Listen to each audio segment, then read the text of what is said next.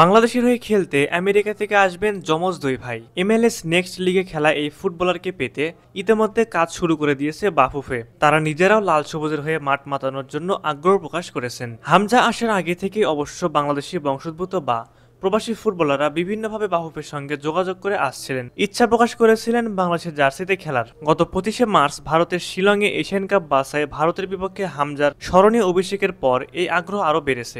বাংলাদেশের হয়ে খেলতে এখন পর্যন্ত নতুন করে 13টি দেশে বসবাস করা 32 জন বাংলাদেশি বংশোদ্ভূত ফুটবলার আগ্রহ প্রকাশ করেছেন বলে জানিয়েছেন বাফুফের সহসভাপতি ফাহাদ করিম। সবচেয়ে বেশি 12 জন ইংল্যান্ডের, যুক্তরাষ্ট্র, Canada, France, Italy, Sweden, Portugal, Jamaica ইত্যাদি দেশের ফুটবলারও আছেন এই তালিকায়। তার মধ্যে উল্লেখযোগ্য দুইজন হলেন রোনান সুলিভান ও ডিকলান সুলিভান। তাদের নানি সুলতানা আলম বাংলাদেশি, সেই সূত্রে মা বাংলাদেশি বংশোদ্ভূত, বাবা যুক্তরাষ্ট্রের, তার নানা জার্মানের। এই দুজন চাইলে বাংলাদেশের জার্সিতে খেলার জন্য আবেদন করতে পারেন। তাদের বাবা ব্রেন্ডন সুলিভান বাফুফের কাছে এ ব্যাপারে বিস্তারিত জানতে চেয়েছেন। তবে তাদের 4 ভাইয়ের সবার বড় কুইন ও সবার ছোট কাবান সুলিভান যুক্তরাষ্ট্র ছেড়ে আসবেন না, এটা মোটামুটি নিশ্চিত।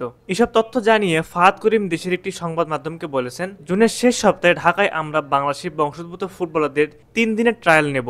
যারা ইচ্ছা প্রকাশ করবে বাংলাদেশের খেলার, আমরা তাদেরই ট্রায়াল নেব। ট্রায়াল দেখে বুঝতে পারবো কারা কোথায় খেলার যোগ্যতা রাখে। ট্রায়ালের মাধ্যমে তাদের সুযোগ পেতে হবে। ট্রায়াল থেকে কাউকে পছন্দ হলে বয়সভিত্তিক দলের জন্য বিবেচনা করা হবে। এখন পর্যন্ত পরিকল্পনা এমনই। বাফুফের সহসভাপতি বলেছেন, এই ট্রায়াল মূলত বয়সভিত্তিক দলের জন্য।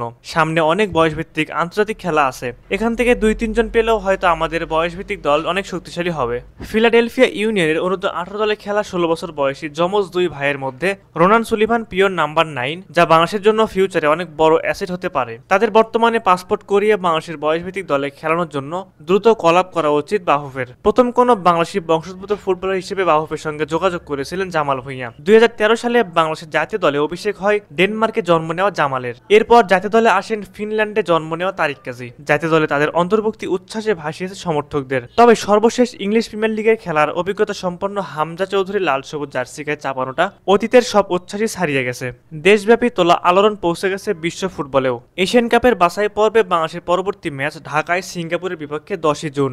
সেই ম্যাচের আগেই প্রক্রিয়া সম্পন্ন হবে কিনা তা এখনই বলা যাচ্ছে না। তার আগে বাংলাদেশের ওই খেলার ব্যাপারে তাদের চূড়ান্ত আগ্রহ প্রকাশ করতে হবে।